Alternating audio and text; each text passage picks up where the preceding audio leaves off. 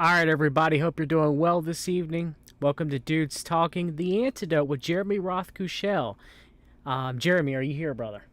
I'm here. I'm ready. I'm a dude and I'm ready to talk. I'm ready. I'm glad to have you, man. I tell you what, both you and Greg, the Antidote was one that you guys actually helped me in my transition after I watched The Secret Right Volume 1 and 2 by Josh Reeves to really learn about the CMP and to really learn what was going on. You guys helped facilitate that further happening.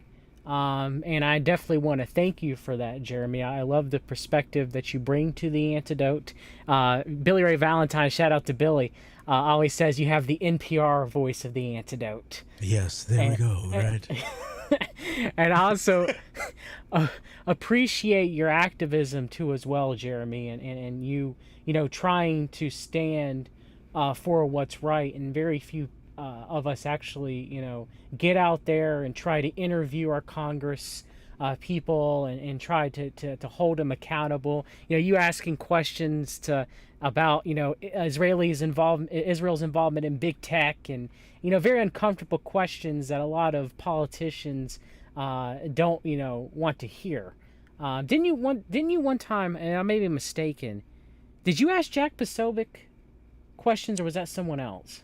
Yes, that was Greg and me outside of our lone attendance at a Trump rally in Des Moines, Iowa. Actually, I believe is where it was, or I think it was outside of Des Moines, Iowa, and Jack Posobiec was outside passing out literature, likely for OAN, and so we went in on him with the camera, and Greg.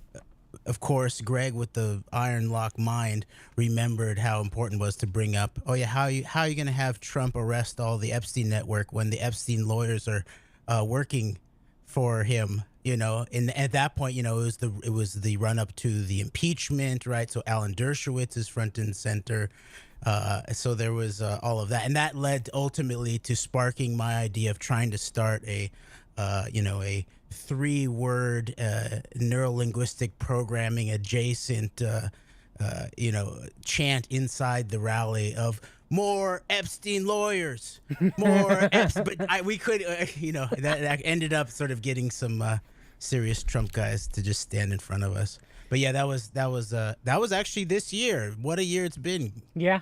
And John, I do want to say that I am it's an honor and a privilege to finally be here to talk with you, and I just want to give respect to what I feel like is a very unique area that you hold down in terms of this deep background, a very honest and personal background that you bring in terms of your openness around your own life and your family's life, and how that intersects with biology and your scientific literacy and your care and human concern, and then this intersection of that with your faith and your deep connection to God, and then bringing in the political, and always with an attention to the detail and the fact and all of that on the paper. So I very much appreciate what you do. Thank you very much, Jeremy, and you as well. Ever since I listened to both you and Greg McCarran, and this is long overdue for having you on, brother. I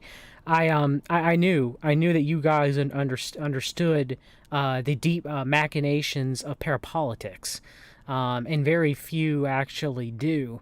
And it is a very huge, beast, a multi-headed hydra of just trying to break down the various machinations of the beast system and trying to understand its depth.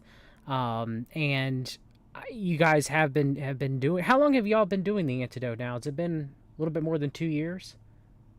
Yeah, well, actually, I think we did our first episode, and Greg brought it to me as an idea in the summer to fall of 2016. So it's been 4 years at least, Okay. I think now. Yeah, since actually, yeah. I think I started listening to you guys about 2, maybe 3 years ago, is when I started. It's been quite a while. And That's when we hit our stride, I think, in terms of we had a lot to learn and to get up to speed with in terms of with the rise of Trump, and to understand the deeper background there, and to begin to really break out of some of the count, even the counter narrative boxes, even the quote unquote sort of the truth boxes that were left for us to sort of stay in, especially during this moment. And so Greg and I, worked together, and it was a blessing to have met Greg and to be able to continue this work with him, because we help each other with helping each other out of with the hard work of getting outside of the box, which Yeah. is sometimes very uncomfortable. Yeah, we got two questions for you real quick, Jeremy, if you don't mind, from the audience. Go for it. Sniff asked, are you aware of Sean Hurrah? Sean mostly talks about Switzerland being the head of the world order, the Swiss Templars. He runs a YouTube channel called Central Intelligence Agency. I'm not aware of him, but I'll check it out. Okay. Yeah, because I figured I asked Craig before. I mean, I don't think Sean has a complete picture. There's a lot of things that he says that I'm like, whoa, but Swiss is a neutral zone, and when people talk about the Belt and Road Initiative, for example, they leave out that I found articles of the past, at least since 2018, that they were doing a lot of funding for the Belt and Road Initiative as well, putting up a lot of capital. The Swiss banks were, and something that I haven't brought forth. I gotta do my complete CMP presentation. The Hunt brothers tried to corner the silver market in the 1980s, right? Yeah. I always wondered what happened to that silver, Jeremy. Well, supposedly, before the government could seize it, they loaded it onto 2 or 3 cargo planes and shipped it off to Switzerland to be stored at the Antedote Bank. Of course, the Antedote Bank would be later be used to fund Al Qaeda and involvement of 9/11. Yes, and also Council for National Policy member, Or at least in the cover story. well, the of cover 9/11. story, yes, Yeah. you know what I mean, yes. Yes. Yes.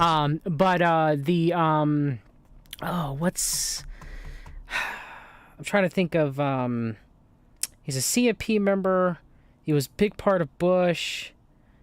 He was working with that whole Al Qaeda nexus. Oh, I can't think of his name. I can't believe it. Grover Norquist. Grover Norquist.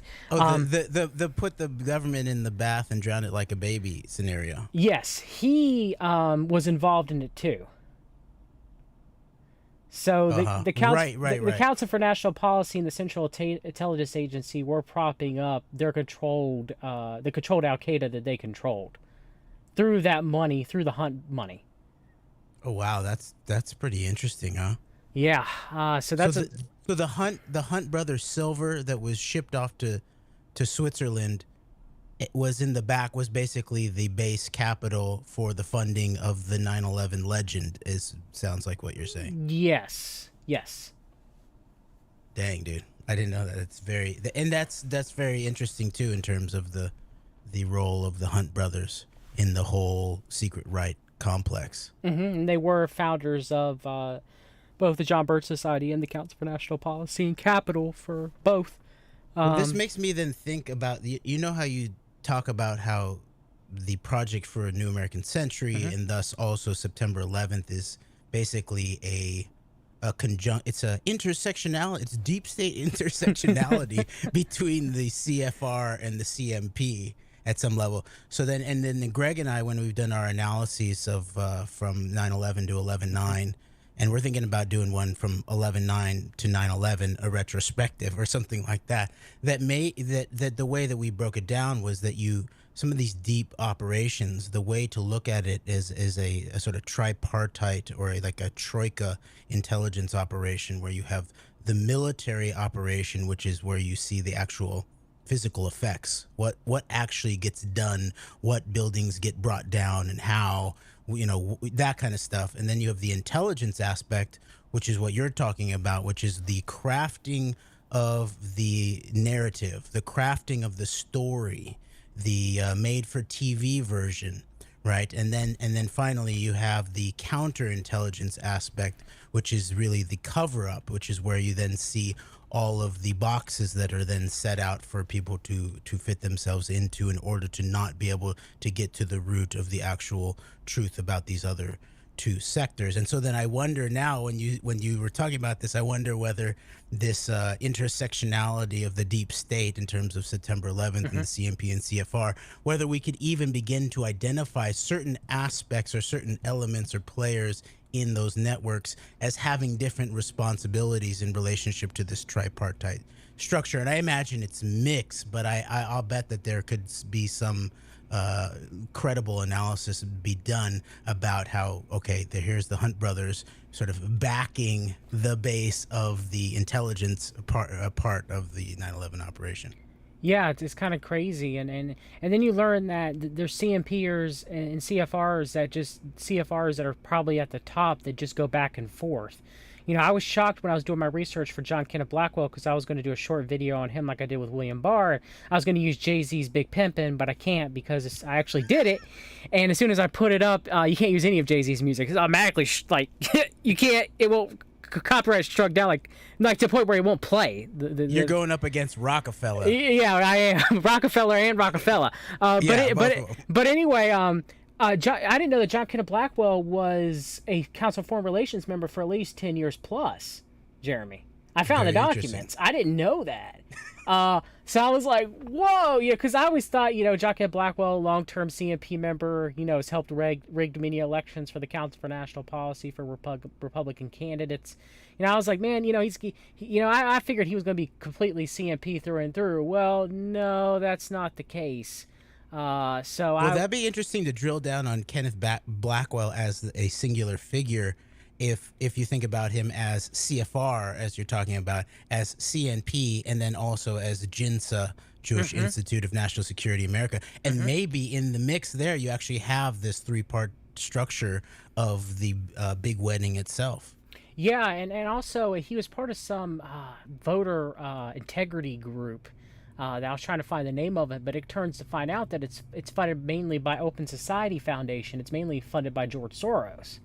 Kenneth Blackwell's working on Soros organizations. Yes, it's one of the election it's the most. I have to find the name of it. I have it in my notes. But when I found that, I was just cracking up because I was like, only if the right knew this, right? But I guess they won't care at this point. So next thing you're gonna tell me that George Soros is like funding like Trump Towers in Chicago. Oh, that never happened during the 2000s, and that was never paid back that we know of, by the way. Or Jared Kushner and his brother having venture capital from Soros as far back as the mid 2010s. But no, that would never happen. Now, come on. That's the Burrell Lazar Chabad intersectionality with George Soros meeting in the Kushner brothers is interesting. Yes. Yeah. So you start to realize it was something that Josh Reeves said, and I never really could completely grasp it, even though I believed that they were all connected at the top. The CFR, the CMP, La Cercle, and Bilderberg. It didn't really matter. But now, when I did my research, when we did, me and George from CavDev.org, shout out to George, I'll have you on again soon, brother. We did our homage to you guys when we did our own from 9/11 to 11/9. That's when I talked about, like you mentioned earlier, the Project for New American Century being kind of half and half, but then you'd have people that would go back and forth between both the CFR and the CMP. And you see it with Blackwell again, Blackwell rigging the Ohio election for George W. Bush in 2004, and then possibly maybe also with Karl Rove in 2012 of it trying to go to Mitt Romney and it doesn't, and then 2016 for Trump. Well, and then Trump assigning him as part of his own election integrity committee, but he's in this election integrity group that's supposed to be bipartisan, that's funded by by George Soros. Oh my gosh, that's wild. So they're all in bed with each other, no matter how you look at it. Trust Ohio. We should add Trust Ohio to Trust Kansas, probably. Yes. If we were real Q folk. And Ohio is going to go for Trump. I will put money on that. And wasn't Blackwell, he was the mayor of Cleveland, or I think Cleveland. I'm mixing him up with Jerry Springer. John Kenneth Blackwell was the mayor of Cincinnati. Oh, really? And so wasn't Jerry Springer also? I think so. Or was it Cleveland? Maybe someone will know for Springer. Cleveland is the city where we come from. And he also Blackwell too, like you mentioned, Jinsa. He wrote a book with Jerome Corsi, long-term counsel for national policy member, still in the CNP, and Mossad operative Jerome Corsi, rebuilding America. So that's great. I'm sure that's a great book. I haven't delved. Yes, it's definitely on my must-read list. But Nightstand material. Blackwell is many people. I'm glad that's one thing is you and Jeremy really do talk about the death of Michael Connell. The Ukraine involvement with Paul Manafort shifting that election, which I believe Blackwell actually had some, and Rove had some interest in that too. Yeah. And Blackwell and Rove rigging multiple elections for the CMP. At least in modern terms, at least it appears that way. Now I'm thinking he actually may have been working for the CFR too as well. Who knows? The rig elections on that side. Who really knows? Yeah, who's the cutout for whom? Is this, the CNP might be, maybe it is just the CFR cutout or a Russian doll of some sort. And who's on top, Burrell Lazar or George Soros? I don't know. Yeah, very true. And maybe it's not necessarily hierarchical like that, but it's more network based or maybe it's deep state horizontalism to go along with the intersectionalism. Maybe it's all connecting now. Oswald in the chat asks, "What's your opinion of Gilad Atzmon?" Well, he's very interesting perspective. He's definitely an incredible saxophonist, actually, which is near and dear to my heart. And so I think his philosophical approach is very interesting. But I've heard there's an interesting panel with, he's on it. I think he's sitting next to Yaakov Shapiro, a sort of radical rabbi, I think, who tries to reclaim his Jewishness from the self-hating Jewishness of Gilad Atzmon. And it's a very interesting conversation, actually. So at the very least, I think Gilad Atzmon it creates very interesting conversations. And, and he basically calls himself a former Jew or, a self-hating Jew. He's Israeli born, and he's very philosophical and very socio-political, basically, in the way that he does his analysis, and where he basically says we need to go with Athens over Jerusalem, and so there's a bit of anti-religiousness under some of that I don't necessarily fully buy into, because I'm actually more of maybe a synergist. I believe in the synergy of Athens and Jerusalem, actually, and the best of both of those traditions. And so I have my philosophical differences with Gilad Atzmon, but I think he's a very interesting philosopher who brings a lot of good faith to the table, no matter how controversial some people think he is. And he was actually supposed to come 2 springs ago to Kansas City. We were going to organize some events for him, and I'm hoping he'll still come, because Kansas City is sort of his spiritual home eventually, because he loves Charlie Parker, and that's Charlie Parker's home there. And so someday Gilad Atzmon will come to the radical middle of America, and he's going to get down with the antidote. So I guess that would to circle back, Jeremy. Does anyone ever come at you and call you a self-hating Jew for you and Greg McCarran on the Antedote speaking out about Israeli corruption?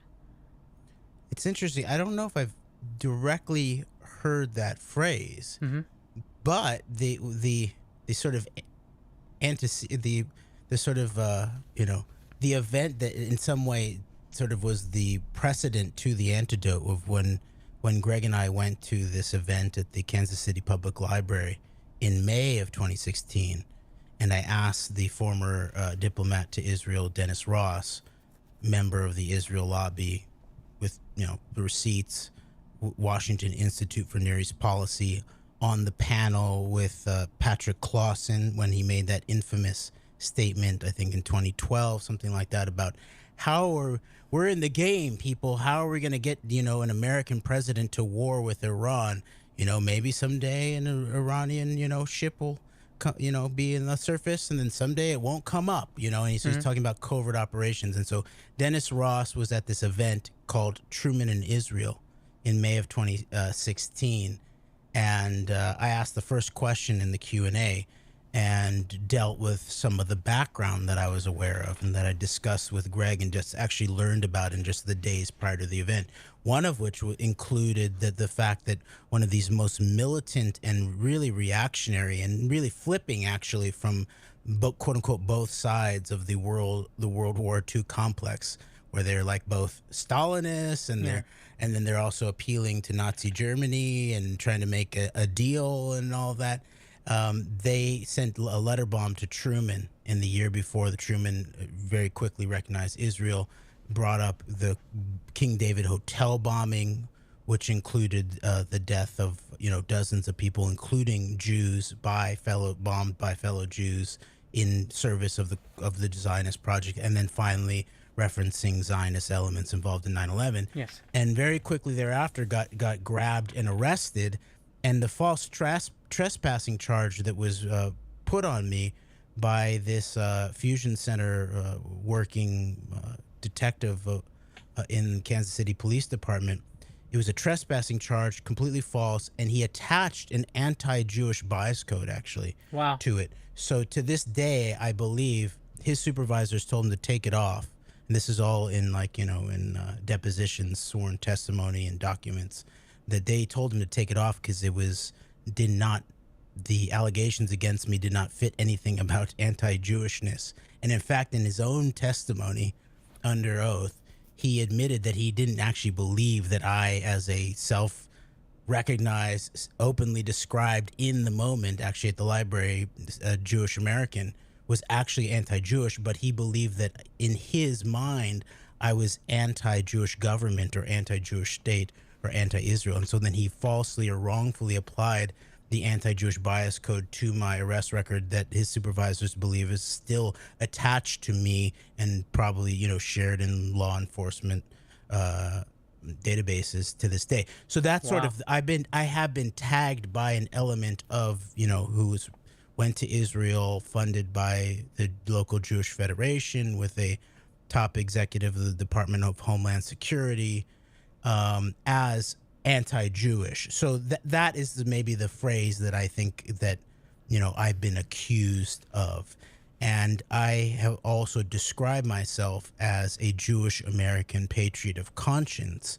And in so doing, it's the emphasis is not on the hyphenated, description of my nationality as an American, but to include my Jewish background, which, there is an aspect of Jewishness that is complex in a certain way, in terms of the way that it's understood, at the very least in the contemporary moment, as not just religious, that it's also, there's cultural dynamics that are seen as recognized by that word. And of course, Gilad Atzmon actually does a very interesting breakdown of the difference between Judaism, Jewishness, and then Jews, and those are all different categories.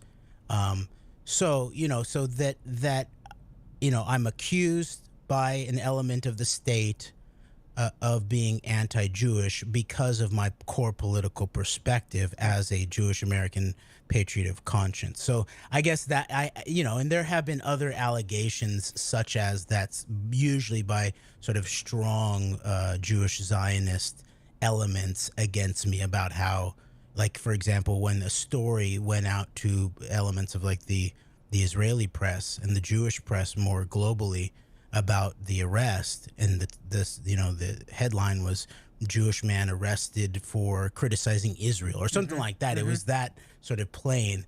There was comments of, from a very obviously very strongly self-conceived Jewish man that, that this should have been handled in the old Old Testament context by a stoning or something Wow. like that. Wow. Whoa. So, Well, eye for an eye, huh? yeah. Wrong. Yeah, exactly. Yeah. Yeah, that seems a little. That seems a bit much for Yeah, getting for some arrested for words in a microphone. exercising your free speech. But who am I to judge? I guess. And you're still fighting those charges, correct? Yes, pro se, my wife and I are appealing the case that was dismissed against the detective, the Fusion Center detective, who he's former. He doesn't work in the Kansas City Police Department anymore, but we are appealing it on our own in terms of the First Amendment tort.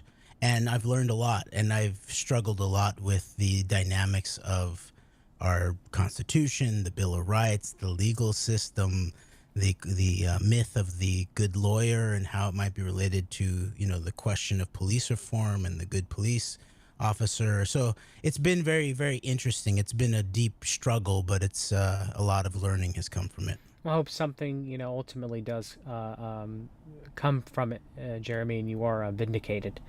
Thank you, John. And it's more power to you for being able to do that, brother. Because sometimes I wish that I could just maybe if anybody comes here, I don't think if I got into a Trump rally, I don't think I'd be able to ask Trump anything. but if anybody comes here to Fayetteville, maybe I don't know. Maybe Obama came one year to the local college and was shaking everybody's hand, but that was so many years ago. It's interesting that so many people move through Kansas City, though. But I guess it's a lot big of a metropolitan area than Fayetteville, North Carolina is. And then even here in Lawrence, this is where we live. It's a university town, University of Kansas, and so there's some interesting folks who come through the Dole Institute. The Dole Institute itself has an interesting background. So there's been some interesting things that have gone down there, including the panel after the 2016 election that included the sort of core elements of some aspects of the Clinton campaign and the Trump campaign and the mainstream media, including New York Times and CNN. And I got to ask them all about, what shouldn't the American people have been told that they basically had a choice between two candidates, Clinton and Trump, who were both deeply tied to Jeffrey Epstein and his sidekick, Ghislaine Maxwell, who's the daughter of a known, Mossad agent. Shouldn't the American people know that that's our choice? And there was virtual silence. And then I followed up with Trump's deputy campaign manager, Michael Glassner. And there is a very, very interesting Dole connection to the Trump campaign. The operatives are replete. Actually, Dole was the first big Republican to endorse Trump.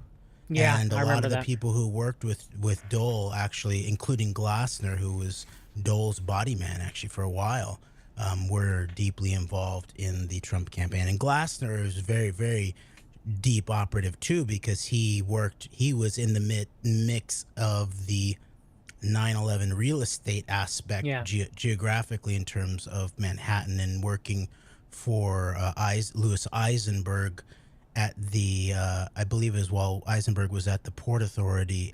Glassner was his chief of staff or deputy or something like that when all of this real estate transfer was going down from the Port Authority, and with people like Lauder into the hands of Larry Silverstein right in the run-up to September 11th. And Glassner was right there, and then moves from there into the parent company of Genie Energy, where he's the CEO's chief of staff or deputy or something like that. I think that was the order of it. And then finally to like Southwest APAC before he becomes the deputy campaign manager for Trump 2016. I believe he's the sort of head of the campaign, the operative head of the campaign for 2022. So there are some interesting happenings in these neck of the woods. I like to call it the radical middle of America, because it really is, and both geographically and also politics. But finally, in terms of what you said about, pursuing this First Amendment issue is I not only couldn't have done it, I wouldn't have done it without my wife, as crucial Yeah. moral support, but also as like kick-ass clerk. Just face down all the dirty lawyers. Yeah, I definitely shout out to your wife for being able to help you with that. It's very um, good to have someone that you can lean on. Um, not getting into discussion of marriage, but yes, I guess one thing too to circle back to Dole is one of the first people who also endorsed Trump as well was Council for National Policy Grand Dame Phyllis Schlafly. And of Ah, course, Phyllis Schlafly was very good friends with Craig Spence. And Craig Spence's parties, it was so much so that she was named in newspaper frequently Craig Spence parties where illegal activities were going on. Of course, it was a brownstone operation where Craig Spence was directly tied in with the Franklin scandal with Lawrence C. King. It was actually, you could say the Epstein nexus evolved from that Franklin nexus. There were, two-way mirrors in Craig's house, and there was video equipment. It was a brownstone operation, so there was horrific acts of blackmail and pedophilia that happened in Craig Spence's house, where Phyllis Schlafly was frequently visiting those parties. So yes, America's grandmother, as she is so delightedly called by the conservative right, was likely doing abhorrent things. and wasn't she there at the big unveiling event for Michael Flynn, where he was able to sign the book, the "Where We Go One, We Go All," big sort of unveiling after his legal travails? I think it was over here in Missouri. I don't know if she was there. If when did she pass? But I know it was had her Eagle Forum though. I know that because that was actually a solo episode that Greg had done, discussing that at the time that he was signing "Where We Go When We Go All." Oh, right. Oh, Um, she passed away. oh yes, Phyllis Schlafly's dead. Both her and Ed Schlafly. Oh, I Um, didn't know. I gotta see how old she is. I can't remember if she died shortly after Trump. Yeah, she died September. Well, actually, it was before Trump got elected. September 5th, 2016. So, but Oh, it wow. was at her Eagle Forum where that did happen, though. Okay. All right. Thanks for clarifying that. But yes, Well, that's an interesting. Like I was thinking about too, that the sort of the key central political operative who mainlined Trump into the Republican Party was Arthur Finkelstein, and he died in 2016, I think. Right, I believe it was, or maybe he died in 2017, but I think he died before the deal was sealed. are we going to get a Finky's Kids revisited? Well, I think we probably should. 'Cause Greg and I have been thinking about this question of, all right, the Senate Intelligence, their final volume was the Counterintelligence report, 1,000 pages, and it talks about the Israeli intelligence dynamics and operations that were proposed to the Trump campaign at the same time as the Cambridge Analytica stuff was going down. And this is more in the realm of like the psi groups, the Wikistrat types. And one of the operations that they had been proposed to do was to actually use some kind of intelligence to wrangle Republican votes for Trump in the run-up to the Republican convention. Yeah. And the Senate Intelligence report says that it was ultimately not taken up, the Israeli intelligence operation, and that actually makes sense to me because I believe they had Arthur Finkelstein. Arthur Finkelstein helped install Netanyahu in 1996, in the first place, and so they had a guy who's at the heart of American Republican Party politics, helped Jesse Helms reshape his image, helped put Viktor Orban into power, especially during the time when he's sort of shifting his character over towards the Putin sphere. And so I think that it was Arthur Finkelstein, i.e. Finky and the Kids, the network, and a lot of his people, including one of the guys who was at that event I mentioned post-election 2016, John McLaughlin, was one of Finky's kids, came to work directly for the Trump campaign out of working with Netanyahu in Israel in, I believe, 2016, I think early 2016. So my sense is, and Greg and I want to pursue this, is that the Arthur Finkelstein and Finky Kid network was actually operative in terms of the wrangling of Trump into the RNC and the mainlining of him into Republican Party politics. They had no need for this sort of, cut out Israeli intelligence corporate stuff. Yeah, I'd like to see his connections to the CMP and, them eventually going for Ted Cruz initially, at least so the mythos goes, and then shifting to Trump. Shout out to Greg. He's in the chat. He said, Phyllis Schlafly died in 2016. Michael Flynn accepted the John K. Singlaub Award at the Gateway Eagle Forum in 2018, a combination of the Eagle Forum and Gateway Pundit celebration together. And Finkelstein died in August 2017. John K. Singlaub, founding member of the Council for National Policy, OSS member and initial founder of the Central Intelligence Agency. John K. Singlaub. That's a good guy, though, right? That's one of our guys. That's right? It has to be one of our guys. Has to be Jeremy. I mean, come on now. He was deeply involved in Iran-Contra. And Ed in the chat mentioned his connections, Singlaub's vast connections to the Unification Church and the Moonies. So, Singlaub's definitely our guy. I mean, if there's anybody, I would choose him. All right?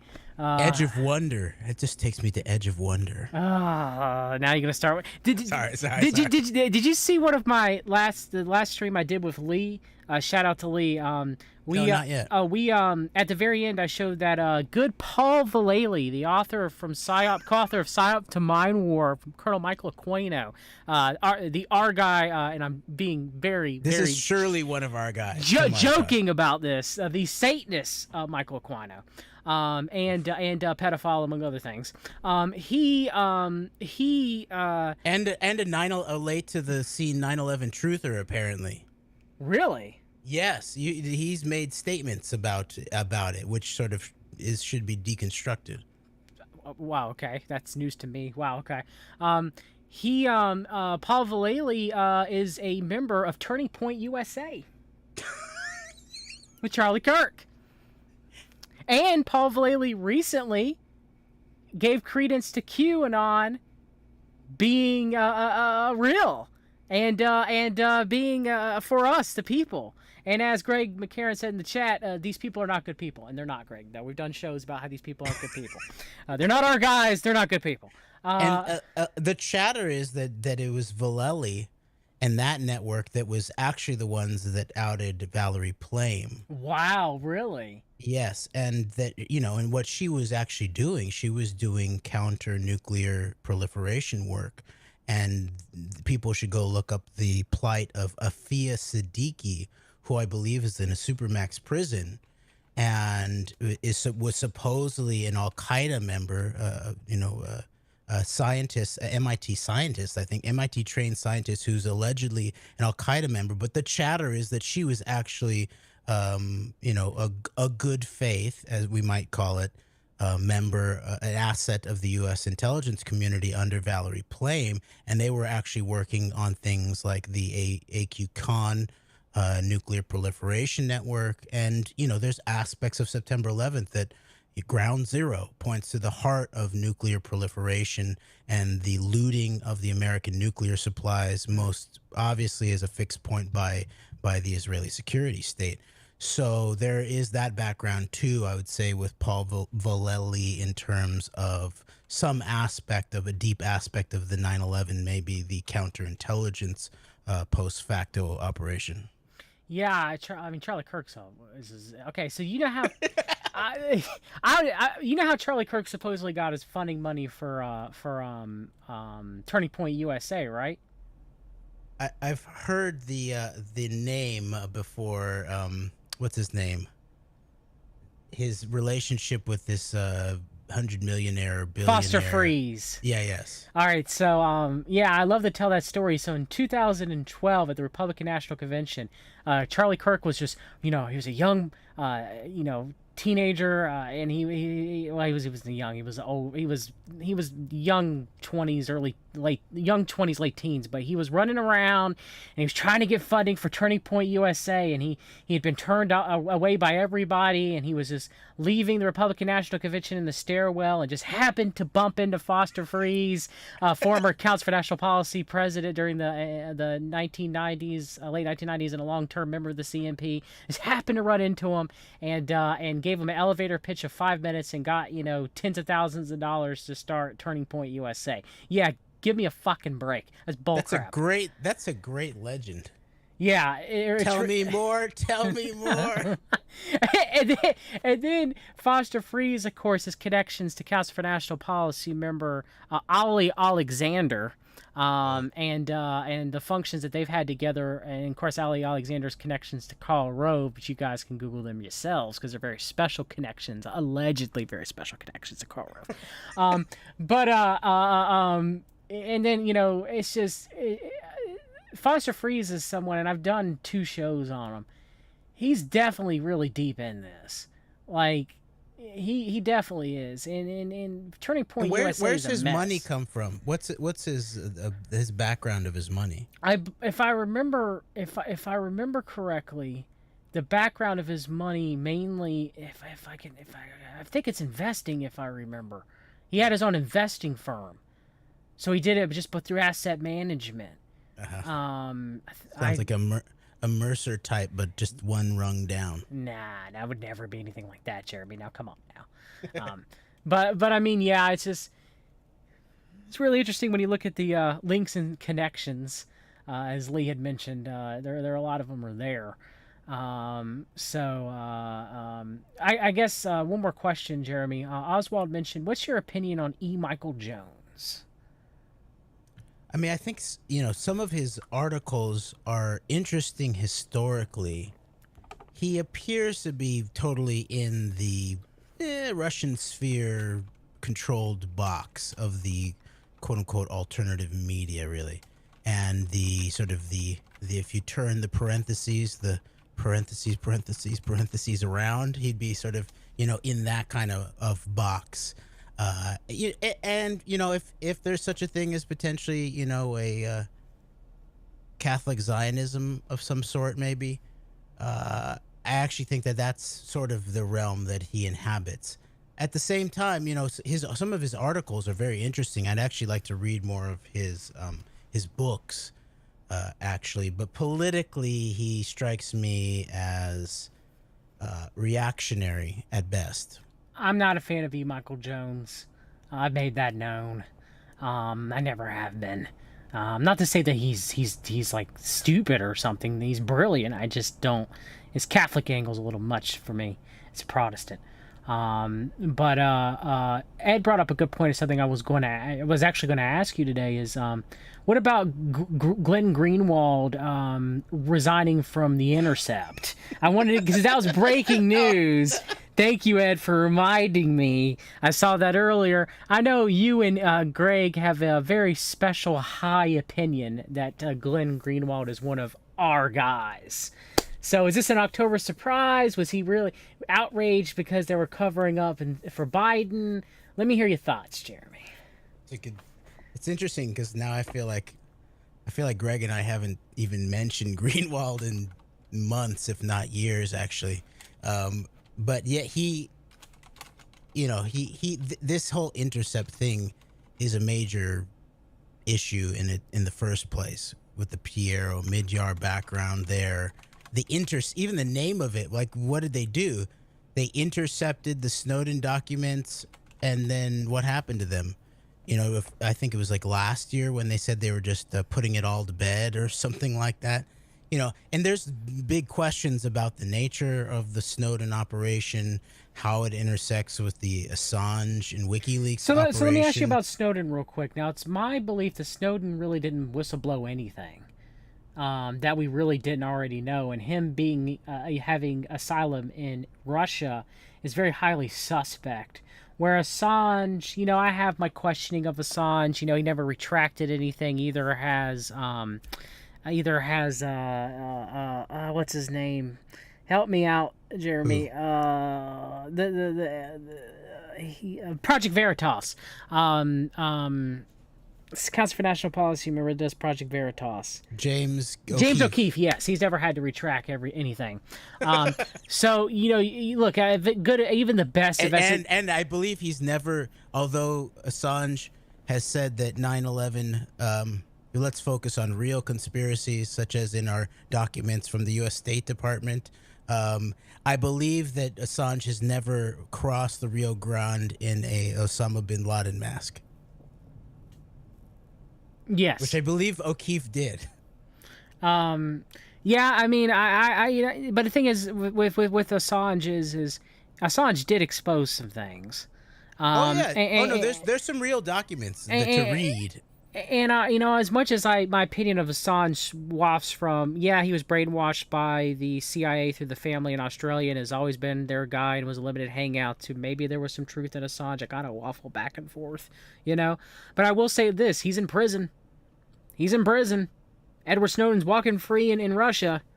So, I mean, I don't know what to say. But go ahead. I just wanted to, ask your opinion on Snowden. It could be Assange is just a few years ahead of Snowden, too. I mean, Assange was hanging out in the Ecuadorian embassy for a long time, but I don't see Snowden. Rather than face his Swedish accusations. And I understand that came packaged with the threat of potential being extricated or what do you call it, to the United States.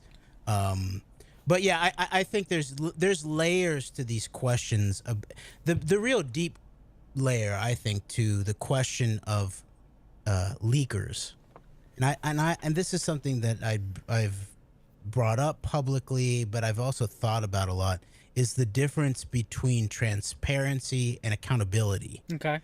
And also the role potentially of transparency in hypernormalization, potentially, so that, or even the role of transparency or the overwhelm or the overflow of leaked documents and more information, when coupled with the lack of accountability, actually it leads towards political degradation or a decrease of political optimism, really, at some level.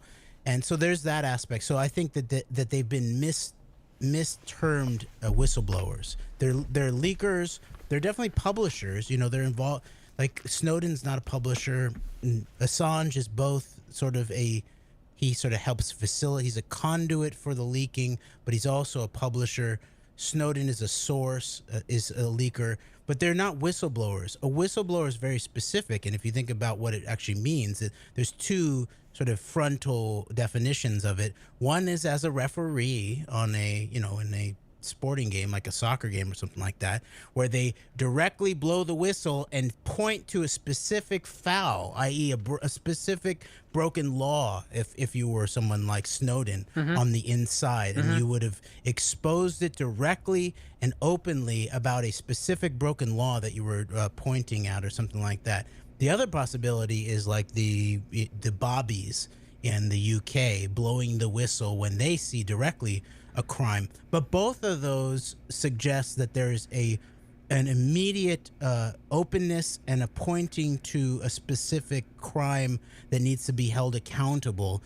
And so I sort of see they're not whistleblowers. There are other whistleblowers, and I'm not degrading the importance of information, of leaking information. However, when I was in a post-documentary circle with Daniel Ellsberg, just right down the street from the Rand Corporation in Santa Monica, and this was probably 2009 or something like that, and there was a circle of activists talking about whistleblowers, and Ellsberg had been speaking, and then there was a sort of a pause. There's all other elements there, like the founder of Code Pink, Jody Evans, was there, and there was some dynamics going on. During a pause, I took the opportunity to say, well, in the age of post 9/11, where these towers, these buildings are blown up on live television, and anybody who saw can, unlike Noam Chomsky, can Google Building 7 or World Trade Center, and look at like a couple seconds of video. We can all become whistleblowers in this day and age. And so maybe this emphasis on, and it was interesting, just on a side note, Ellsberg stepped out of the circle right at that moment, and that was very interesting. And I had a later conversation with Jody Evans, which exposed the fact that she knew. She said, "I'm an old Las Vegas girl," or something like that. I know a demolition when I see it. Building 7 was a clear demolition. Meanwhile, the public face of Code Pink is 9/11 is blowback. 9/11 is a result of bad American foreign policy and the angry Muslim world and all of that kind of stuff. And so I guess finally my point in terms of this question of in the hyper-normal age, the hyper-visual age, the hyper-spectacle age of post 9/11, that what we really need is not necessarily more and more and more information, although it is important. The information is important. But if we don't couple it with serious public effort targeted towards accountability for the biggest and deepest crimes, then it almost becomes like setting us up for a kind of battered wife scenario or something like that. And that's what I'm concerned about the larger dynamics of things like The Intercept, quote unquote, and Snowden and Assange. I didn't answer the question about Greenwald, but you did in a way, but real quick, we'll get back to that. But it's so interesting. John Mark Dugan, the supposed Palm Beach police officer that flees to Russia with all this evidence against Epstein, even though it's very dubious and very questionable, his takes and what he brings to the table. Again, Snowden goes to Russia. John Mark Dugan goes to Russia. It's just that's, I don't know. There's just something there. And then moving towards everyone's a whistleblower. Well, we also have on top of that, everyone's a researcher with what is it called? You know what I'm trying to think of the name. I don't know why I'm drawing a blank on it. Flynn and crowdsourcing research. There's another name for it. Michael Flynn and Stanley McChrystal were really big in that. Crowdsourcing, huh? And Robert David Steele was too as well. It was all crowdsourcing research, crowdsourcing information. Or you should like open source. Open source, yes. Open source information, open source research, where it's kind of like, I'm not saying that people shouldn't. Don't get me wrong when I say this, but kind of making it a nexus of being controlled by these former military officials or these former government intelligence, people, that they should be the ones that head all this stuff. You mean the quote unquote ex spooks are going to set up our open, people-powered information revolution? Yes. They're not going to do it? Yes, and of course, you got Bill Binney involved into that as well, and him, coming out for the QAnon operation in favor of it. So, yeah, it's going on Hannity. He went on, like, all kinds of stuff, too. Actually, there was, in 2015, while we lived up way in the woods, there was an Alex Jones show, and he had on Binney. And I got a call in. I'm sure that's proof in someone like Brendan O'Connell's eyes that I'm owned. I was just answering my handlers when I got through to InfoWars rather than actually putting in the effort. But putting that aside. Hold on. I got to say one thing, just one sentence. Hey, Brendan, I understand you're a Catholic, bud, but you benting the knee to Bannon because he's standing up to the Rothschilds and standing up to Henry Kissinger is really getting old, bud. You rail about the CMP so much, but Bannon was a big wig member of the CMP, a huge member of the Council for National Policy. As deep state, as corrupt as they come, Steve Bannon is a horrible human being. Stop it. Stop giving credence to that man no matter what he says. There's enough of it, Brendan. And look, I got other problems. I will say this. You are intelligent. No one's doubting you on that. And you do present good research. However, your issues with Jeremy and your issues with Greg is complete bullshit, in my opinion. All right, and then you platforming boosting Bannon, and on top of that, platform boosting that you better vote for Trump because there's a chance because you're talking to military generals, Brendan. You're talking to military generals. They give you information that this time the arrest might happen if Trump wins. You're spewing that, really? Come on, it's enough. I'm sorry, Jeremy. It's just. Well, you have no evidence that at this moment Mattis and Bannon are not plotting a putsch to arrest the entire deep state. So I'm just saying you don't have that evidence. And I concur with what you just said there, including the question of Bannon saying candy words and what that actually means about anything. But so in 2015, when we were living in the woods, Jones had on Binney, and I called in on 9/11, and it was very interesting the way Binney skirted around my direct point about the physics of September, the physicality of September 11th and what it meant. And Alex helped him do it, and they both sort of outed it away from the question of the NSA and the National Reconnaissance Office war games, the mimetic war games that were being run, and they put it as basically some kind of missed thing, right? Because that's Binney's whole scenario, is that if Michael Hayden, the only man who was ever the head of both the NSA and the CIA, I believe, that if Hayden had not undermined Binney's thin thread, and by the way, I think that Binney actually is. If we had to have somebody in charge of the NSA, technically, I think Binney probably would be the right guy, technically, because it sounds like Thin Thread was his software solution to a constitutional question of how to identify domestic threats, potentially, without submitting the American people to total surveillance, total information awareness. And this hooks back to what you were talking about Snowden, I think, too, because what were the actual results of the Snowden operation?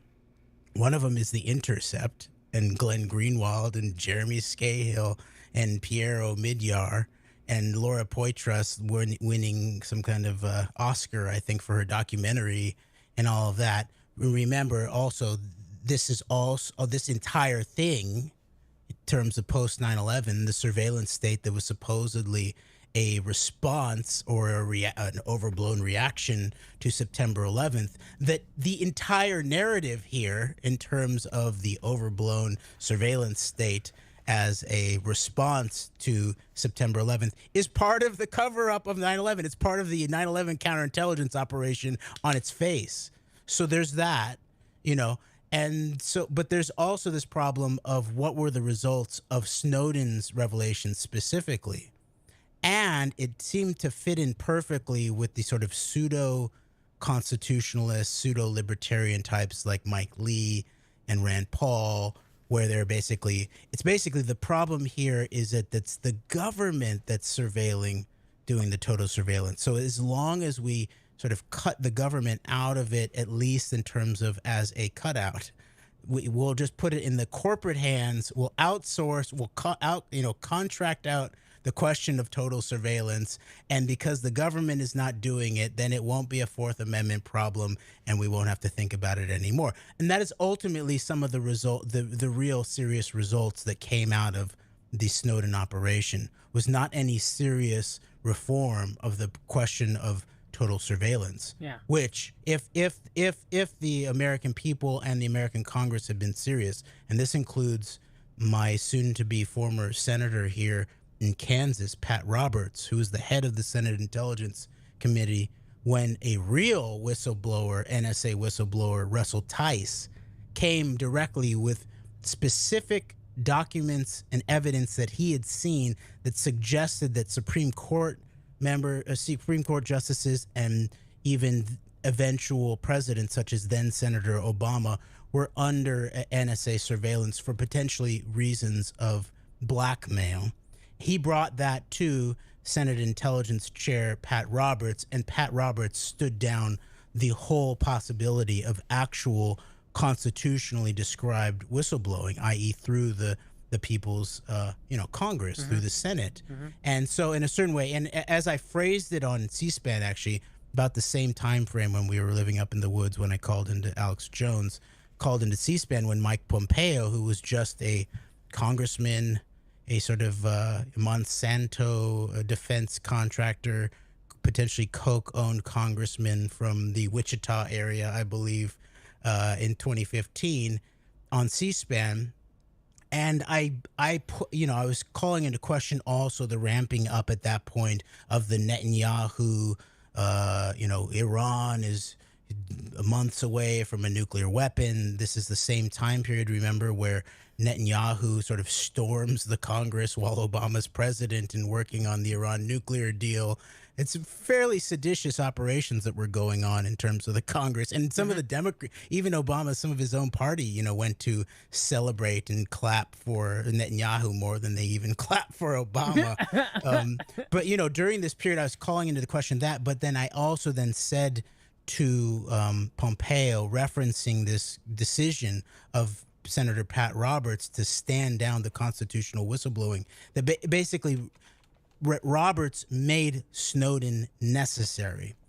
And I still sort of believe that at some level. However, I'm much more suspicious of what actually was at the very least being done with the Snowden operation. Then finally, there's a very interesting article titled "Saving Agent Snowden from His Handlers, Greenwald and Omidyar," by Yoichi Shimatsu from 2013. Very interesting article. I can't remember all the details, but there's a lot of interesting detail there about how the whole Snowden affair went down with the involvement of Glenn Greenwald, but also the Assange WikiLeaks lawyer types. Real quick, Jeremy, since you mentioned Yoichi, how do you feel about Shimatsu? I think sometimes he does excellent reporting. Sometimes I disagree with his reporting. He used to go on Rinse all the time. Even I haven't listened to Rinse in a long time. But how do you feel about Yoichi?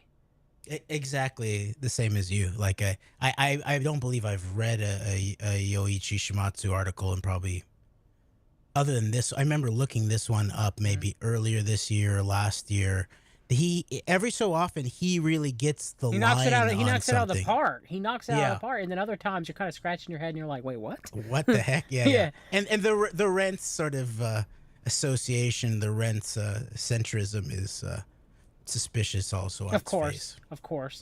Now, of course, Mike Pompeo's handler is Council for National Policy member Marianne Glendon.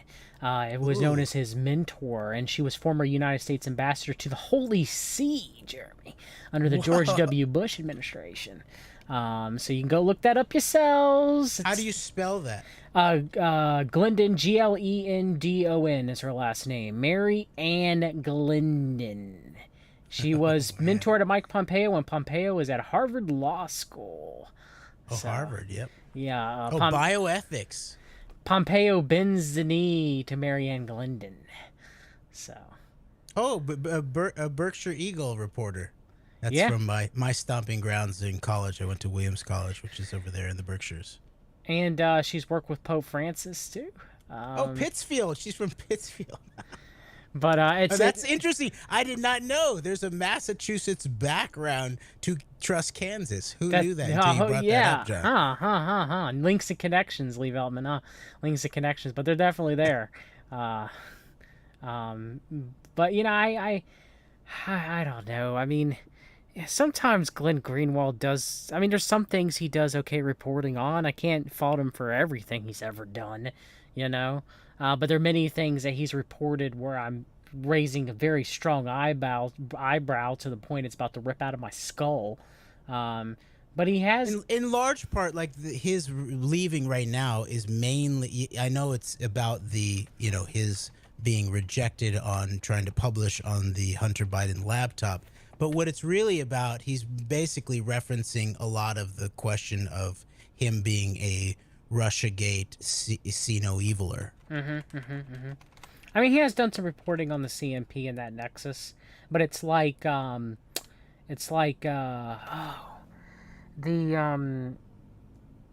who was the Max Blumenthal, who was Sidney Blumenthal's son, and Sidney Blumenthal also reported on the CMP when he was a reporter, and transcribed Oliver North, Council for National Policy, long-term member of CMP. Actually, Oliver North spoke to the CMP as recently as 2 years ago, again showing himself up as when he was head of the National Rifle Association, the NRA, of course, a gun runner, Ollie North, a great American, great patriot, hashtag our guy, Ollie North.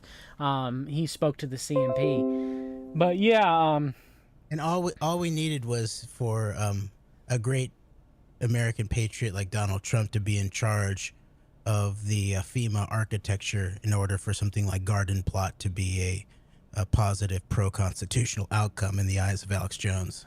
yeah, GS Crippler just mentioned that Glenn Greenwald was just on Tucker. Was it this evening, GS? That's interesting. I'd love to watch that and see. Yeah, he was on Tucker and on Joe Rogan just in the last days, I think. Dave Emery on Spitfire List website, according to Ed, has a series on Edward Snowden that will change your overall view on Snowden forever. Okay, I might look that up. That makes sense that he's an anti-fascist, and of course Emery has a blind spot, as most all of the May Brussels, they're called the Brussels sprouts, but they're all like Finky's kids, the May Brussels sprouts. And interesting, I went to the same, I had my bar mitzvah as a 13-year-old, then eventually Jewish man at the Wilshire Boulevard Temple, which is where May Brussels' father was the main rabbi, Wow. actually. And so that whole crew, May Brussels sort of led the way on a lot of the early Kennedy assassination research. It all seems to end up in the Nazis did it. And I've noticed, and even I had interaction with John Judge, and R.I.P. John Judge as a researcher. Rest in peace, John Judge.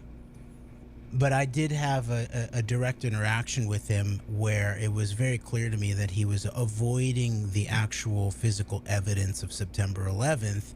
And this was something I hadn't figured out that time, as 2007. It was maybe a couple years later where I began to understand that it looked like these kind of networks, including the Brussels Sprout Network, which do really good work in terms of anti-fascism and I like May Brussels. Yeah. Then and this is like, take everybody with what the work that they do, and their her research into the paperclip post World War II influence in the United States is very important, and a lot of it very credible. At the very same time, the flip side of that is there's a very strong Sino-Zionist evil scenario with that entire crew. And I eventually began to understand that it seems to come along with not being able to see the basic physicality of Ground Zero and September 11th, comes along with, well, all right, who owned the Ground Zero? Who actually very likely was able to, the military intelligence behind the operation to create Ground Zero. And for some reason, that's the blind spot of this sort of heavily Nazi fixated crew. So that's the sort of shadow side to that crew. However, if you want to get some deep background on people like Snowden or even someone like David Duke, there's very few better sources than Dave Emery, actually. Yeah, and I will say that it's like watching or listening to May Brussels, in my opinion, and people disagree with me, it's kind of like listening to Bill Cooper, and that, yeah, you'll get some good information when you listen to either or. However, there's an ideological bent, May to the left, Cooper to the right. That you have to kind of filter through, but hey, Bill Cooper did call out, even though in his book, Greg McCarran, it was either Greg McCarran or was it Recluse? Actually, it was probably Recluse. Stephen Snyder mentioned it to me that there's a kind of a placation to the hunts and behold a pale horse. But then again, that book was written in the late 1980s, and there's multiple tirades of Bill Cooper going against the Liberty Lobby and Willis Carto, So yeah, Bill Cooper didn't directly call the CMP out by name, but he was definitely talking about them a lot if you go back and listen to his broadcast through that lens. So That's interesting. and Well, that's helpful too, is to like see how not only like certain either religious commitments or ethnic or background commitments, but also political commitments can also stand as a barrier in terms of a full assessment of the full truth. That's why, like, I want to, I want us to help to build an area called the radical middle, and what might that be? And because I see it as very different than the center, which is a singular point in, between the right and the left. But the middle is basically being all of us who are in between, who want to see the fullness of reality. yeah, one last question. I want to play this video real quick, Jeremy. And I definitely want to thank you for joining me, brother. We're definitely gonna have to do this again. Yeah. I had a great time. Oswald asked, how do you feel about Emery talking, about Tulsi Gabbard being in line with Hindu fascists? I think he's right on target. Yeah, yeah. He's right on target about, like, he can suss out a crypto fascist like almost no one, which makes it more stunning that he can't suss out a crypto Zionist, which are very often also crypto fascists. Yes, the strange bedfellows that I like to talk about. You have the Regnery family sitting at the same table as the CMP as David Horowitz from the Freedom Center. So it's very interesting that the rabid, nationalist people for, I guess, National Socialists, but they're not, maybe not, but nationalists, or I don't want to say white nationalists, but nationalists for lack of a better term, sitting in bed with ardent Zionists. Like anti-Zionists and Zionists, sitting at the same table, laughing it up and yucking it up. It's like, what kind of sense does that make? Exactly. They should be antithesis to each other, like cats and dogs. So, except they're playing horseshoes at the table, I guess. And what's interesting, Tulsi Gabbard, I've been paying attention to the Brett Weinstein back to the sort of the intellectual godfather of the so-called intellectual dark web. Mm-hmm. He started this Unity 2020. Oh yeah, I did a stream program on that. Oh boy, that Unity really? 2020 is a mess. Oh yeah, I mean, it's interesting because there's certain aspects of it that resonate with some of the ideas I've been playing with. But it's that poison pill. The rest of it's that poison pill, though. And so ultimately, it came out, I think it was like yesterday, they had one of their campfires that they turned into a bonfire. Oh, another one. Oh, boy. And this was the big unveiling of who everyone voted for after the Unity 2020 thing. They went for, the ticket they went for was Tulsi Gabbard and then what I call the Zionist pirate, Dan Crenshaw. And that was their proposal. And they were asking people last night, like, if would that have been a much better, choice for the guy who voted for Biden? I was like, oh my gosh, dude, I'd almost go for Trump over that. Ticket. Almost. But Weinstein said that he had written in Tulsi Gabbard because of how common. The first thing he says is how badly she was treated. That sort of sounds like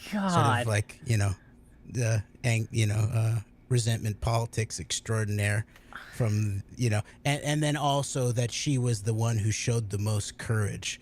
So that does show exactly, as you say, the poison pill at the heart of this sort of current Unity 2020 thinking. So they say, why vote for us instead of voting for the lesser of two evils? Well, if you're voting for Tulsi Gabbard and Dan Crenshaw, you're voting for evil too. So, I was thinking about this the other day. I actually had a little bit of a self-reflection and prior thoughts, Jeremy, about, I can't believe I ever thought Ron Paul was #our guy, and his connections to this Broad Council for National Policy Nexus. But he was less not our guy. Yeah, maybe. Yeah, I thought about really voting for him. I never did, but I thought about it very deeply of voting for Ron Paul in 2012. And I was kind of suckered into being a libertarian back then. And Ron Paul was the Bernie Sanders of 2012, by the way. yes, I could definitely see that. And some people, of course, will say, well, if Ron Paul won, the country would be a better off place. Would it? Really, would it? I'm starting to think that there's none of these people that, if they got elected, quite sadly, that the country would be off a better place. Because they're all in bed in some way or another. Yes, Tulsi Gabbard is quote-unquote anti-war, trademark hashtag. No, But she's only anti quote hashtag TM regime change wars. TM yes, TM. yes. So I don't see why. And that sort of takes out the whole Syrian clean break destabilization rollback war. Even though she's supposedly against that too, but she's for the war on terror. She's for no one did more whistling on the amplification of the war on terror, which is where Trump, who's being marketed as this anti-war guy, who's only amplified the core of the war on terror, more drone strikes than I believe Obama and Bush combined, real serious escalations in Yemen, in Africa, and all of that. And all Tulsi Gabbard can say is, I'm against impeachment for unity, and I'm against regime change wars. I'm for the wars, the good wars like Afghanistan. Tulsi Gabbard really duped a lot of people on the left, like Uncle Comrade Bernie Sanders, right, Jeremy? and she even sold him out. Yeah, but didn't Bernie? He didn't have to get a black eye this time to get in line, and he got a new beach house last time. Probably got a new one this time too. This time he really. He might not. He didn't have to receive the black eye, but I also don't think he got the new car. Oh, he didn't. He got nothing new this time because he bent the knee so quickly. I can't believe all the progressives that were on there like, Bernie's really gonna win this time, guy. Now I never thought it was gonna be Joe Biden. I thought it was gonna be Hillary Clinton somehow weaseling herself in. And I'm not saying that I was wrong until the day of the election. All right, because anything's possible. All right. But no, that's true with the laptop and everything. I think I'll put it up there with as big a percentage as Greg said that JFK Jr. was going to show up in Dallas on October 17th. He put it at 1% at most. So that's where I'll put the percentage on Hillary Clinton. Thank you, Jeremy. I feel good. I'm not. I will admit it. I'm wrong on election night. Hopefully, you're going to be there for its celebration. It's plausible, but it wouldn't get through summary judgment. No. Our JFK Jr. of course did not appear. Robert David still had it at 80% confidence. He said 80% confidence that JFK Jr. would appear and replace Pence. So. Robert David Steele's a born-again Q. Q guy. No, actually not born again. He's always been Q. He played it sort of. He did, but at then a distant for a while. But then he got all these emails with him and that whole Thomas Schoenberger and Flynn nexus. So I don't know. He's always been. And he got to go on lots of 50,000 or more subscriber mediocre political platforms for being pro-Q. I will tell you this. Poor Cynthia McKinney. She's a smart woman. She should not be playing games with Jerome Corsi and Steele at this point. That is my answer. She never should have played with him to begin with, because even though I feel bad for Cynthia McKinney, I feel bad for myself that I used to have any trust in her. Sadly, she is deeply, deeply, deeply entangled in this nexus. I'll admit that I had, during 2015, I had proposed, maybe this was the precursor to Unity 2020, and I should be blamed for it. But I had proposed the sort of nonpartisan, transpartisan ticket, which would and here's one person who I think might be an interesting guy, would be Justin Amash. I'd considered that he should be the Attorney General of the United States. Actually, I think he'd be a very good Attorney General for the United States. But I had proposed a McKinney Steele ticket. I'd also alternatively proposed a McKinney Ventura ticket, and I have to reconsider all of that to the extreme at this point. It's okay. I'll pat you on the back and say all's forgiven, brother. Thank you. We all Thank you, brother. We all make mistakes, Jeremy. I had one time, and I have talked about this. I did one stream with Jim Fetzer on the Raw Deal, and the next person that streamed after that was Dan Cromer, aka Lepo, and he was the one that made me question everything about Jim Fetzer. And then I never had anything to do with Jim Fetzer again. So we all make mistakes. Well, my Antedote interview with Robert Steele is still on our YouTube page. There's some interesting things in it, you know. Yeah, but then again, 2016 was a different. Yeah, that was man. It's I can't believe I ever thought that ever thought that Jim Fetzer actually gave some halfway decent info. What the heck was I thinking? So again, we all make mistakes, man. It's about admitting those mistakes and being vocal about how these people are not good people. Sadly, and there are no heroes. There just aren't. And the more you do this work, you realize that there may have been a few people out there. Rest in peace. But how about the Tea Party or like the Squad? Come on, John. Well, I know, but then the Tea Party was started or co-opted by the Council for National Policy because of CNP members Mark Meckler and Jenny Beth Martin. So, and Greg heard on a stream that it was the first sort of because the Tea Party actually had its own movement. It went from actually I believe some of the authentic aspects of the 9/11 Truth Movement, shoving the Patriot Act and the 9/11 Commission report into Boston Harbor in 2006 or 2007. From there, it went into the Ron Paul camp as a libertarian thing, and then it was eventually co-opted by what Greg heard was Jim Hoff in St. Louis, the guy who was at the table with Breitbart, with Bibi, made in America, conceived in Israel. But so that apparently is the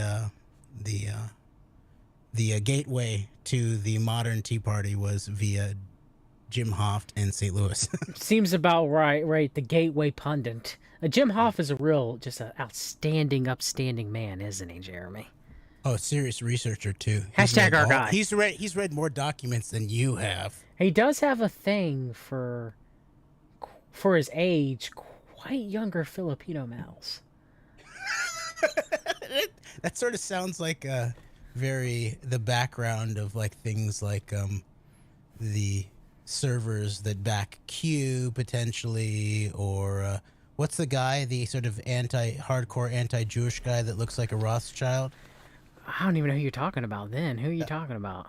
The guy from Real. Oh gosh, Greg knows who I'm talking about. I forget his name. Maybe Greg will say it in the chat. He has a very suspicious Southeast Asian parallel background. Lee Stranahan still loves Hoff. Yes, he does. Greg mentioned Bannon on War Room Pandemic. Mentioned that Jim Hoff and the Gateway Pundit organized the first co-opted April 2019 Tea Parties. Oh, Andrew Anglin. Oh, good Meyer God. Anglin. Yeah. Anglin has a thing for younger Asian women. In their allegedly upper teens, young adulthood, kind of similar to Hoff in that regard, as far as the age preferences. It's edgy in terms of the legality. Yes.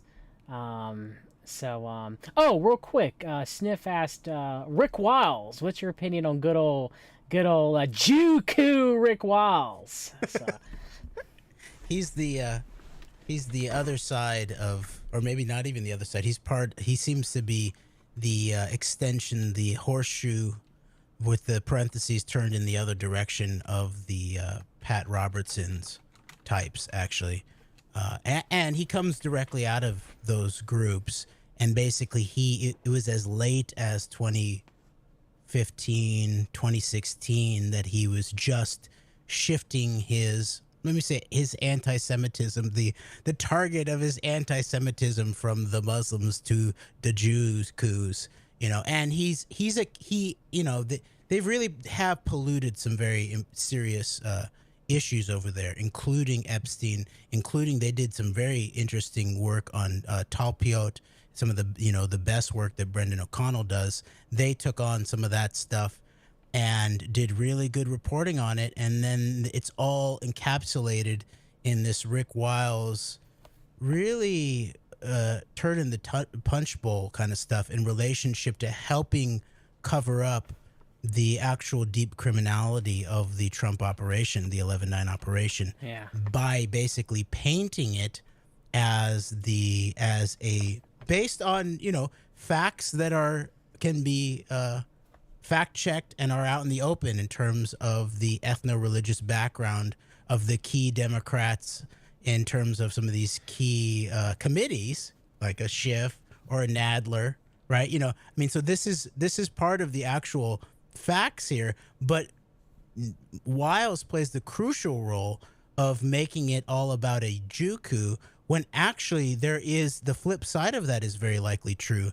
That the reason that the Nancy Pelosi-led Democrats, the daughter of a Shabbos, she's a proud daughter of a Shabbos Goy, and she very openly said that she was going to support Israel even until or through that the capital of the United States crumbled into the ground. It was that apocalyptic, her support, basically.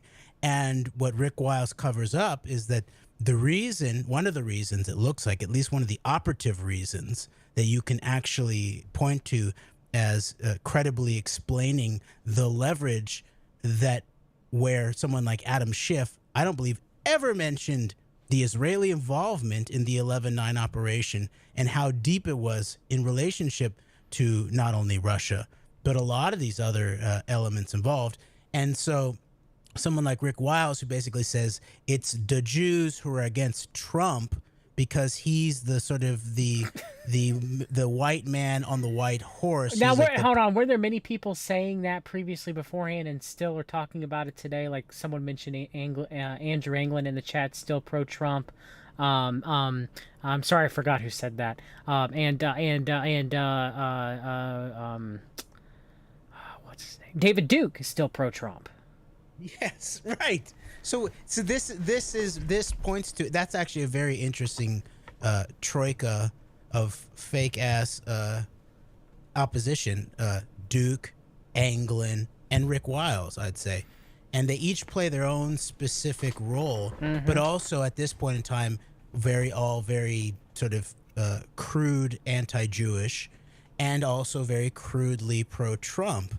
I mean, Rick Wiles is the least crude maybe of the three of them, because Rick Wiles is always wringing his hands about the latest exposure of Trump and Epstein and all of that. But he always ends up actually ultimately playing the role of helping protect Trump in a similar fashion to the way that people like the so-called fake news antagonists of Trump, like Chris Wallace, play at these debates by pretending to sort of call the person to the mat, but really angling it in a way that protects the underbelly of someone like Trump, which is obviously somewhere in the realm of something like the Epstein network. Go look at Alex Jones on Joe Rogan, and Maxwell being brought up, and whether the question of Trump and Epstein, that question ever came up, or Epstein and a recognized, notoriously known Israeli military intelligence agent, whether that was ever mentioned. And so ultimately Rick Wiles plays a similar kind of role, I think, in terms of politicizing what's going on here as basically the left Democrat Jews against Trump. Whereas it could really be explained that the Jewish Zionist dominated Democratic committees here that were crucial to the question of accountability in relationship to Trump, all were the dogs who didn't bark in a serious fashion, no matter how many noises Adam Schiff made about Trump and Russia. He never even got to the bottom of Trump and Russia. How many times was the names of people like Dmitry Firtash and what that network actually represented in terms of Manafort, or the name of Semyon Mogilevich, or the infamous Tel Aviv meeting in 1995 of these specific post-Soviet sphere Israeli gangsters Hmm. who are really the deep godfathers of the Trump operation. And so none of these Democrats, who Rick Wiles wants to crudely call the Jew coup, ever really laid a glove on Trump, and I believe it looks largely because of it was their protection of Israel and the Hmm. Israeli involvement in 11/9. So Rick Wiles ultimately ends up being a key a defender, a human shield, maybe even of the worst machinations of the deep Jewish state. Yeah, yeah, that's true. And it's also interesting that um, Rick Wiles whispers into the ears of evangelical Christians who are you know kind of fed up with Zionism, and kind of leads them astray. And it's quite sad and it's quite angering, actually, that he leads them back into the system. And I'm pretty sure Rick Wallace has connections to the CMP. Of course, him being working formerly for Trinity Broadcasting Network. So it makes me sick. It really does.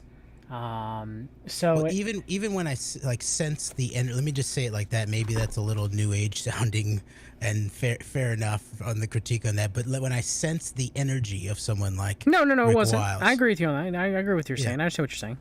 when I sense the energy of Rick Wiles, it's very dark actually, Well, and yeah. I have a strong spiritual sense around things. Like sometimes my mind can be tricked, but it's very difficult to trick my heart, and I get really sort of dark vibes.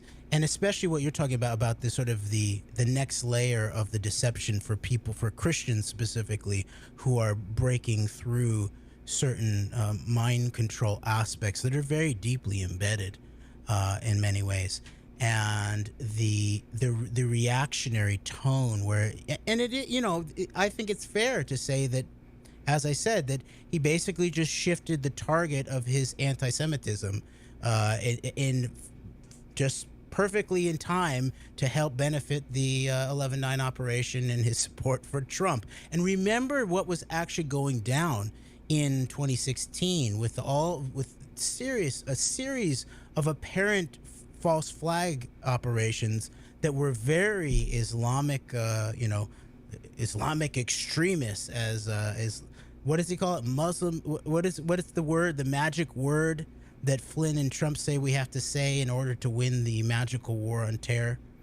I don't. Radical Islamic extremism, Yeah, or and I call it. They have that Muslim world order view. Jan Irvin, Rick Wiles, Sebastian Gorka.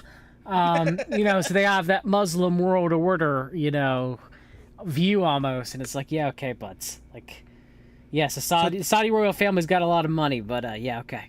Keep thinking so that. it's very interesting that this Roy Cohn backed Trump operation, with always playing the YMCA and all of that kind of stuff, is in the midst of their 2016 campaign, and then boom goes the Pulse nightclub, and it's the perfect opportunity for the Proud Boys founders to be kissing Milo Yiannopoulos or whatever. Gavin McInnes kissing Milo Yiannopoulos as a big middle finger to Islam, and Rick Wiles at that point is at the height of his sort of he's over the apex, but it's still a very strong force of let's turn Mecca into a glass parking lot or whatever, Yeah. as he was talking about just years before. And then soon thereafter, he's now perfectly entrenched during the sort of Trump years, the QAnon years, Save Israel for Last years, to basically just turn the parentheses around and to direct the Semitism towards the anti-Semitism TM targets, as Deborah Lipstadt, the Wexner long-term Wexner agent, might have you believe, that only Jews own the word anti-Semitism.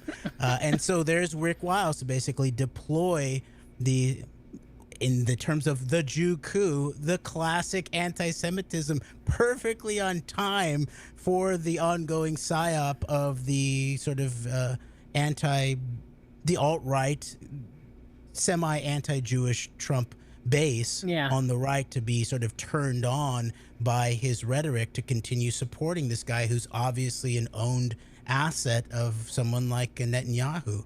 But now he's an obviously dissed asset by someone like Netanyahu, as everyone saw on the phone, as he put Bibi on the speakerphone in the Oval Office and said, "Hey, Bibi, you know, could anyone else have ever like even done the kind of things that we did, that I did specifically in terms of the peace deal?"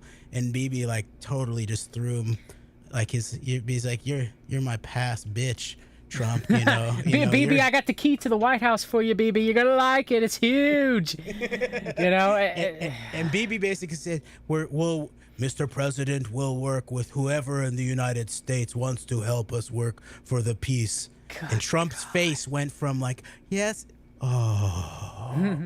It was one of the most revealing moments I've seen actually so far, as Trump began to realize the difficult life of a used and abused Putin Bibi asset. Yeah, I want to thank you for coming on, Jeremy. I want to play this video real quick and we give some critique to it, and I'm going to start it. It's 5-finger death punch, you guys. I gotta have to pause it every so often.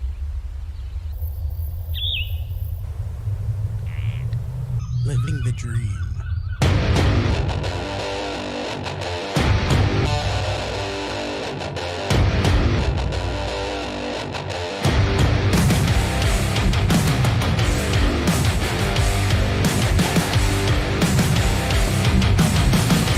Give a little background real quick.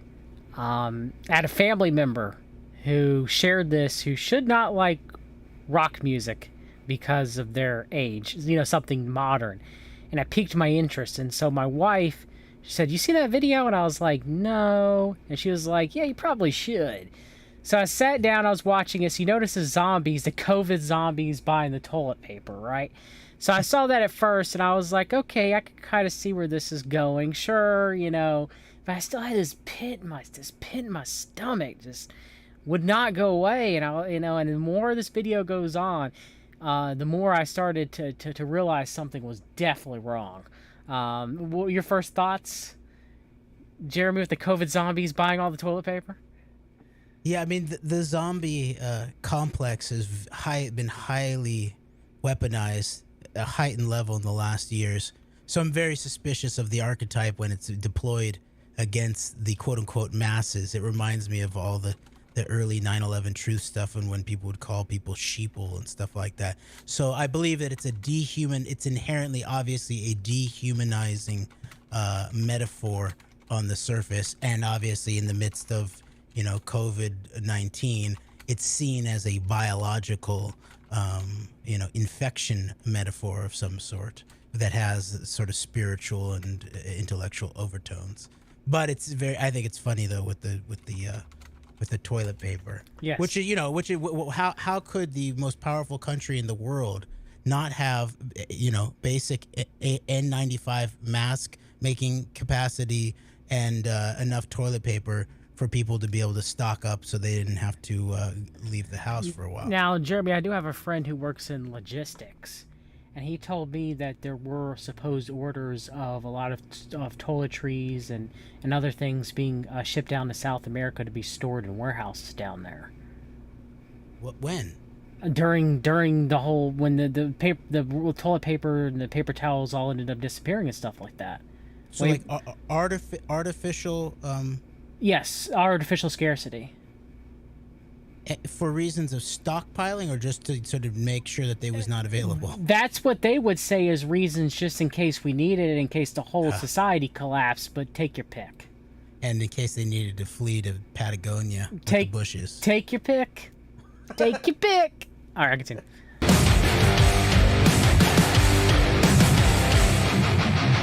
Captain America, are you off to fight the bad guys? Hey, mighty Superman, can you save us from ourselves? Hey, Mr. Universe, can you lift us up above this? 'Cause I'm just Iron Man, I'm a ghost within a shell. Take a look around. Tide Pods. Just look around.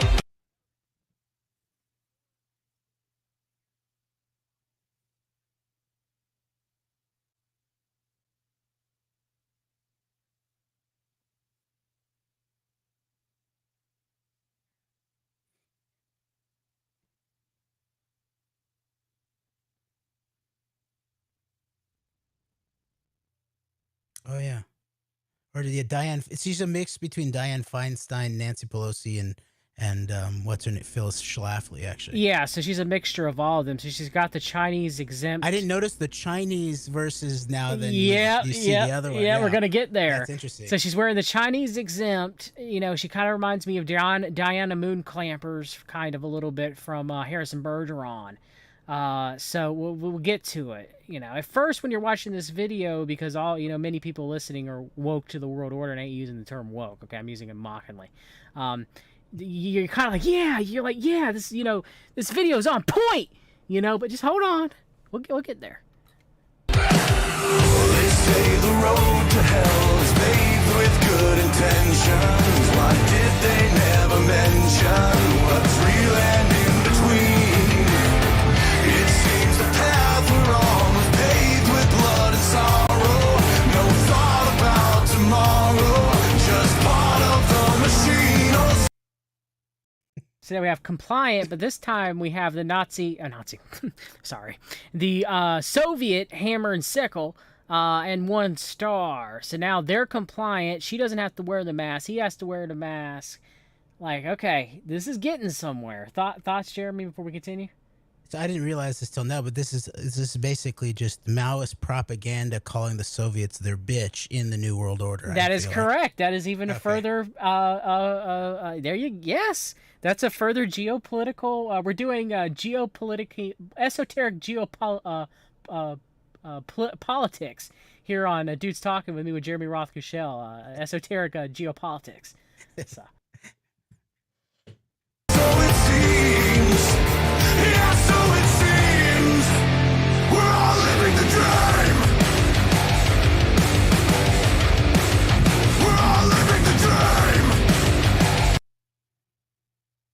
The People's Republic of America. Okay. Instead of the stars, what's instead of the stars? More hammer and sickle. Okay, hammer and sickle. Hey there, your majesty, is there anyone above you? It must be lonely. You have all the supposed, people that we're supposed to look up to, the people who are working. Of course, bakeries have gone out of business. Small business have gone out of business, so they're all wearing the mask. And you're up there looking down. Hey, Lady Amnesty, there's no one that can judge you. We're all just broken toys beneath your crooked crown. Take a look around. Just look around.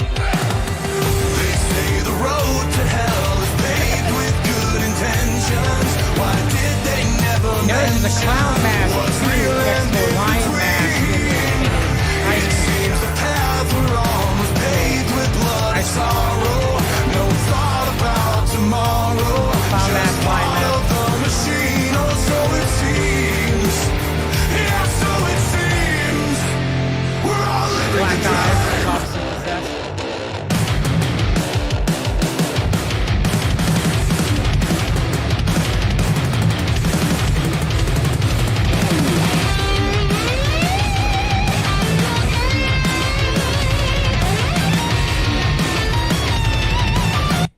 Now this, I started to get feeling something wasn't right.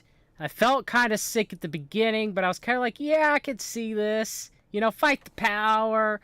Where does that usually lead you, though, Jeremy? That's the thing is, most people, a lot of people out there watching this, and they're like, yeah, that's right. You don't want to don the mask of oppression, and look, I get all that. Look, I understand. But there's something else going on in this video. It's something that's going to be very revealing towards the final act of what this was leading to. What about you, Jeremy? Any thoughts right now? I guess these are like the New World Order dogs of war that are now so-called off the chain, but they still have their chains of oppression on, and they've just sort of done what you're saying, that in terms of, they've revolted. That's one part of way of understanding revolution. The other way is saying it's just revolving. It's revolving door. Yep, and they're, destruction of property, we're having baseball bats, very reminiscent of Antifa and Black Lives Matter to conservatives in that regard. So it's kind of like a combination of all that.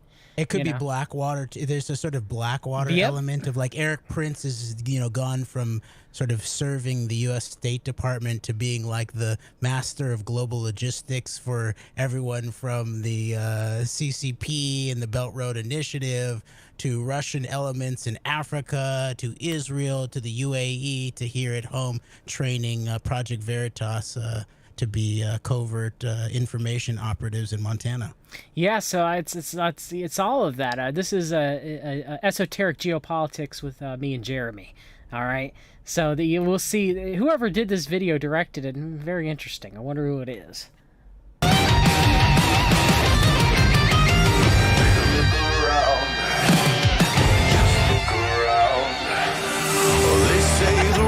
To hell is paved with good intentions. Why did they never mention?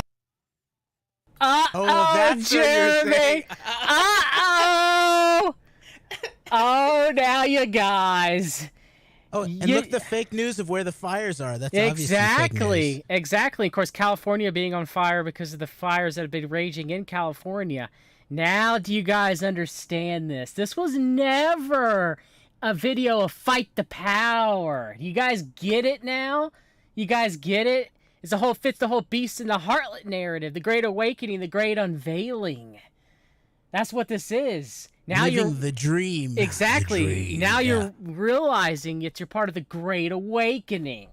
Oh, and that's interesting. I never thought about the dream metaphor of the great awakening. That's because you're awakening from the dream. Oh, but it's just a new dream. Now you're gonna live the dream. Exactly.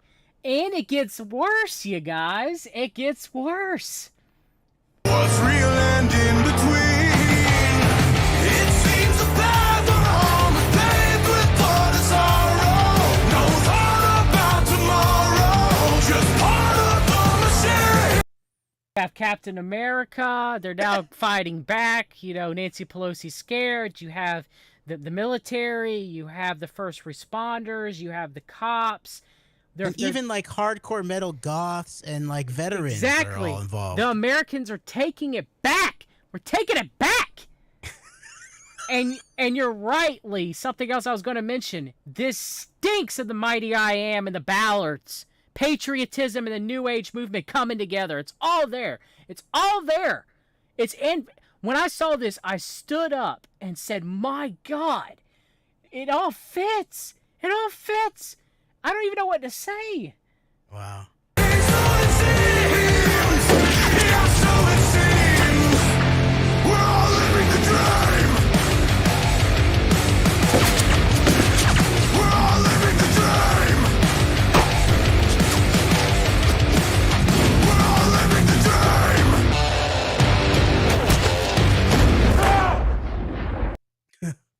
This was it. This was the clincher. This part right here, when I thought it could not reveal anymore, this was it. I don't even know what else to say, Jeremy. I did notice that the flags were fringed. Yeah, they were. And now you have a founding father. Let's finish it. Let's finish, everybody. He was living the dream, and now he's doing the great awakening again. A waking up. To do what, by the way? Here is your pin, sir. A bad daydream, sir. Sign here, sir.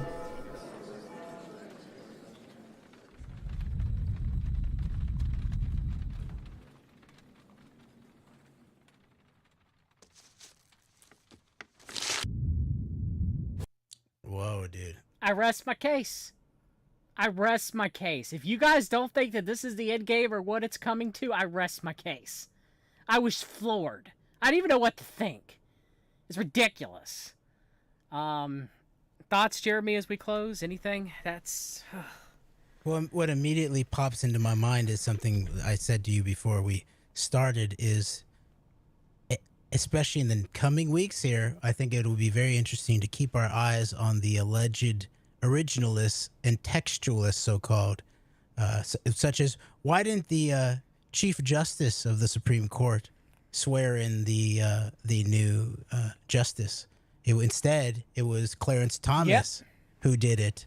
And so this is always the thing that Scalia, the arch alleged originalist textualist, was always talking about, was that you didn't have to imagine what the future was like for the framers in order to figure out what was going on. You just had to do what they said to do on paper. And yet there's a lot of aspects of that that are very likely intriguing, but the way that it's been used is as a virtual constitutional fraud, I think, for the powers that have been used to undermine the possibilities of the American experiment. I'd rather we explore the American experiment rather than the American dream. So we need to keep our eye on the quote unquote rule of law, and the way that it's been replaced by the toxic Law and order of law and order. Yep. Exactly. Very much so, yes. Which is, of course, in resonance with a new world order, right? You know, it's law and order rather than rule of law.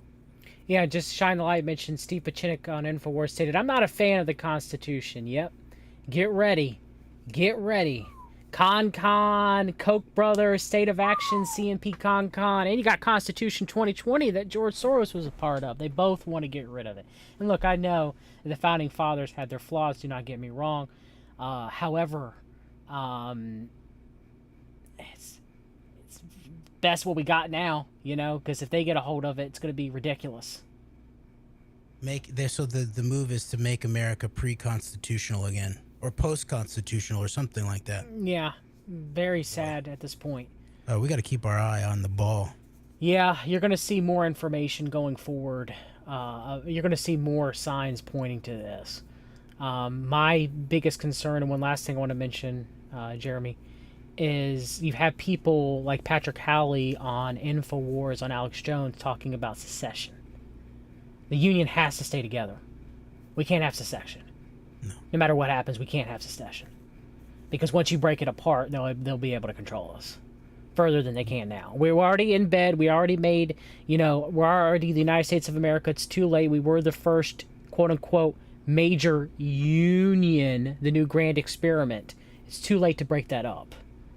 Yes, I totally agree. And we're already underneath the pincher move of these quote-unquote states' rights elements that are largely being dominated by those elements that are calling for the con, like you say, the Koch types, the CNP elements that have been working to dominate state legislatures. And at the same time, we're being dominated by the other side of the pincher, which is the so-called Federalist Society types, or even the abuse of the general welfare clause types in the Democratic Party. So that's the pincher move. And so I agree with you, is let's keep it in terms of the Bill of Rights, and the 9th and 10th Amendments are crucial.